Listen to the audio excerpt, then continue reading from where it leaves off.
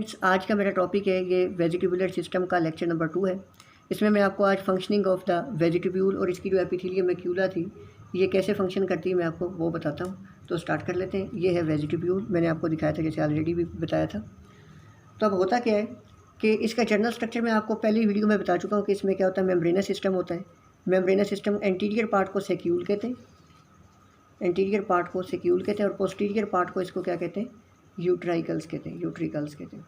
अब इनकी जो एपिथेलियम है ना, ये दो सेक्शन में मैंने शो की हुई है। दिस इज़ फ्लोर, ये फ्लोर पे पड़ी हुई एपिथेलियम है जिसका नाम क्या था, मैंने ब्लैक कलर में इसलिए बनाई, इसको डेंस होती डार्क होती इसलिए मैक्यूला कहते हैं। और ये lateral wall of the membranous system of the vestibule है, यहाँ पे दिखाई हुई।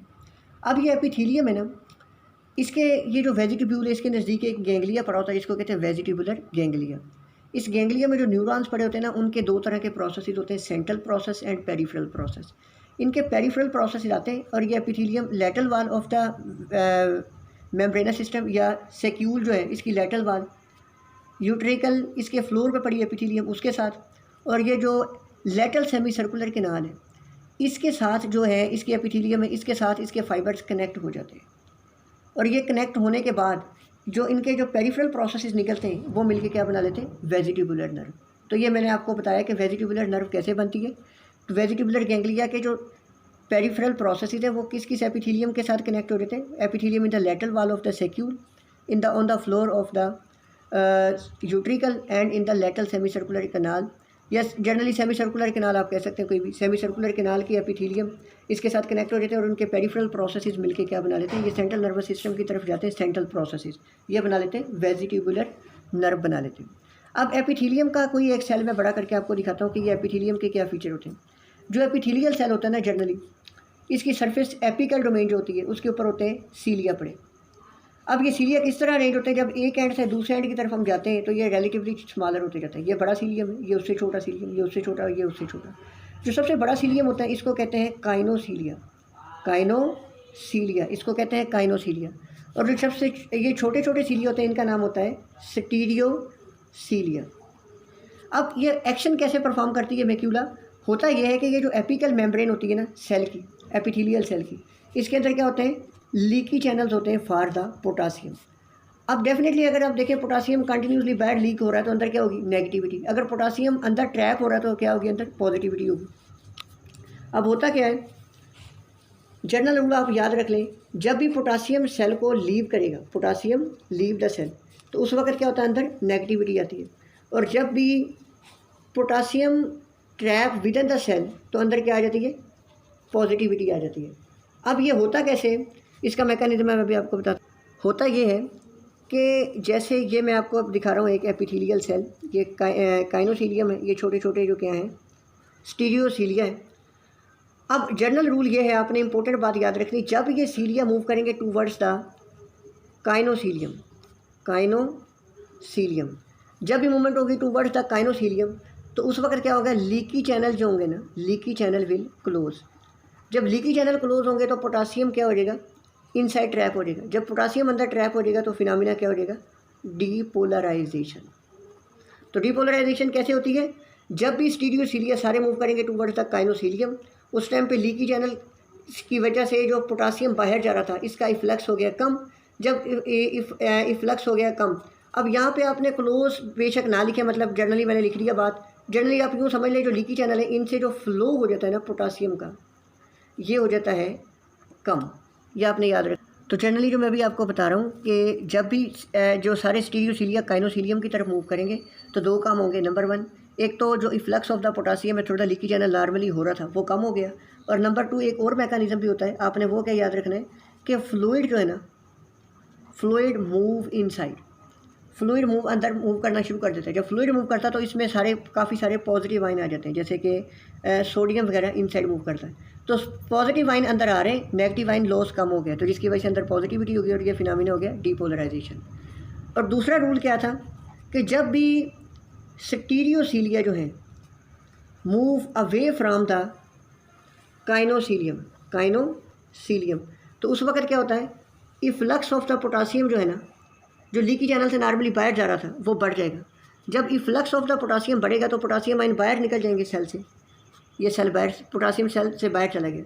जब बाहर चला गया तो अंदर क्या हो जाएगी, नेगेटिविटी। तो इसका मतलब जब भी स्टीरियोसीलियम मूव करेंगे अवे फ्रॉम द काइनोसीलियम तो इफ्लक्स ऑफ द पोटासियम बढ़ जाएगा और जिसकी वजह से क्या हो जाएगी, हाइपर पोलराइजेशन हो जाएगी, हाइपर पोलराइजेशन हो जाएगी।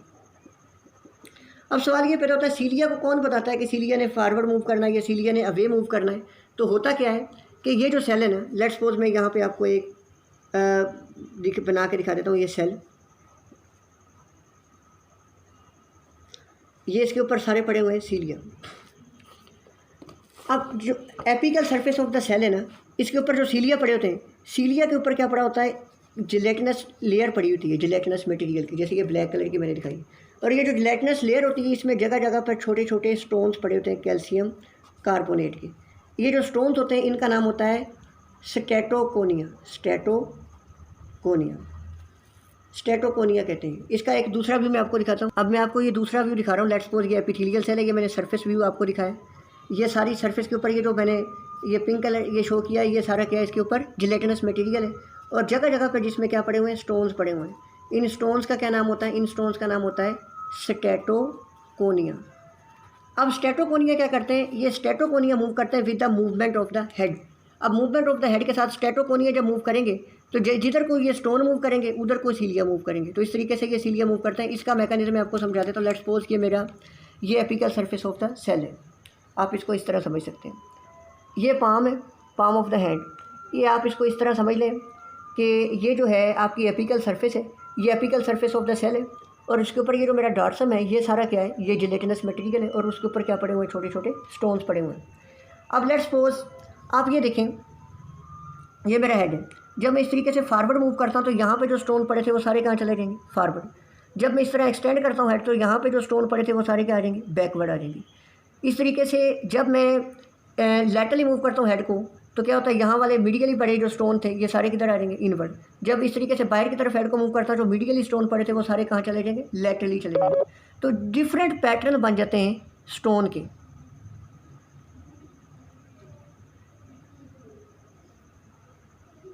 डिफरेंट पैटर्न जो है वो स्टोन्स की मूवमेंट के बन जाते हैं।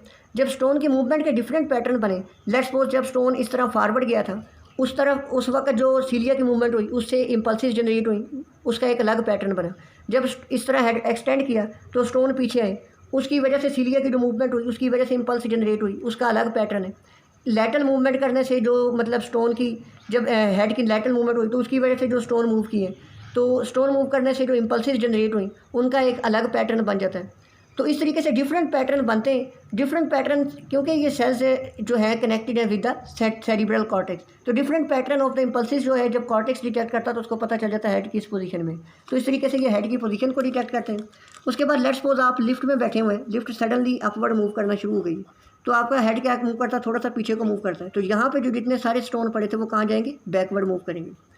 इसी तरीके से इसका एक अलग पैटर्न होगा तो पता चल जाएगा कि लिफ्ट अपवर्ड मूव कर रही है। जब आप लेट्स सपोज कार में बैठे हैं, कार जा रही है तो सडनली ब्रेक अप्लाई किए जाते हैं तो आप फॉरवर्ड मूव करते हैं हेड आपका। जब फॉरवर्ड मूव करता है तो जो बैक पे स्टोन पड़े थे वो सारे कहाँ आ जाते हैं, फॉरवर्ड आ जाते हैं। बैक से स्टोन कहाँ पे आ जाते हैं, फॉरवर्ड। तो इस तरीके से एक definite pattern of the impulses बनता है जिसको हेड डिटेक्ट कर लेता है। तो इस तरीके से मैक्यूला क्या काम करते हैं, स्टैटिक बैलेंस मेंटेन करते हैं, जो मैंने आपको बताया स्टैटिक बैलेंस। वो कैसे मूव करते हैं कि क्योंकि हेड की मूवमेंट से जो स्टोन होते हैं स्टेटोकोनियन, इनकी मूवमेंट का डिफरेंट पैटर्न होता है और इनकी डिफरेंट मूवमेंट की वजह से सीलिया भी उसी तरह मूव करते हैं और different pattern of the movement of the cilia उसकी वजह से क्या प्रोड्यूस होते हैं, डिफरेंट तरह की इम्पल्सिस जनरेट होती हैं। इसका मतलब लीनियर एक्सेलरेशन जो है उसको डिटेक्ट करते हैं, स्टैटिक बैलेंस को मेंटेन करते हैं, लीनियर एक्सेलरेशन को मेंटेन करते हैं और उसके अलावा क्या करते हैं, movement in the vertical plane. Vertical plane में अगर मूवमेंट हो रही है, जैसे लिफ्ट में मैंने मिसाल दी है कि आप अपवर्ड मूव करते हैं तो उसको भी डिटेक्ट कर लेते हैं कि हेड की मूवमेंट किस तरह हो रही है।